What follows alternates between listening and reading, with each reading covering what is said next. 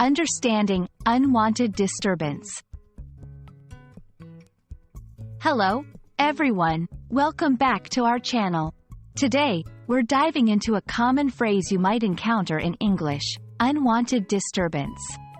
Understanding this phrase will not only enhance your vocabulary but also improve your comprehension of context in conversations and texts. So, let's get started and uncover the layers behind these words. Unwanted disturbance combines two important words: unwanted and disturbance. To grasp the full meaning, we'll look at each component separately and then see how they work together. Unwanted refers to something not desired or that which is not welcome. It's the opposite of what one would choose or prefer to have. Disturbance is an interruption of a peaceful, calm, or ordered situation. It can refer to noise, an interruption in activities, or any disruption that causes a deviation from a state of peace or focus. When combined, unwanted disturbance refers to any disruption or interruption that is not desired or welcomed.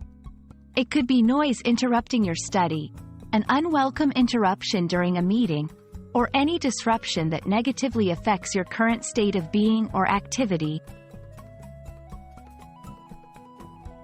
To understand how this phrase is used in real life, let's explore a few examples. 1. Noise pollution. Imagine trying to concentrate on your work at home, but there's loud construction noise outside. This is an unwanted disturbance because it disrupts your peace and focus. 2. Unwanted calls. Receiving marketing calls during dinner time is another form of unwanted disturbance. It interrupts your personal time without your consent.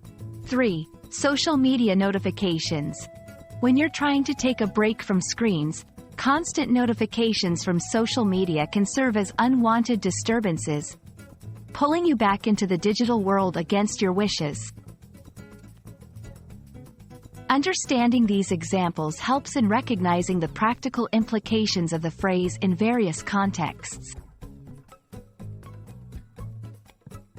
Now that we know what unwanted disturbance means and have seen some examples, let's look at how to incorporate it into sentences. The construction noise was an unwanted disturbance that affected my productivity all week. We installed a new door to keep out the unwanted disturbances from the hallway.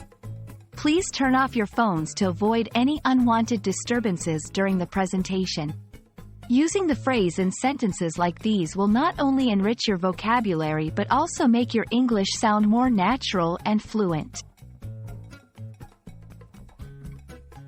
I hope this video has helped clarify the meaning and use of the phrase, unwanted disturbance, for you. Remember, learning English is all about understanding the nuances of phrases and how they're used in everyday life. Don't hesitate to replay this video if you need a refresher, and practice using unwanted disturbance in your own sentences. Thank you for watching, and see you in our next lesson.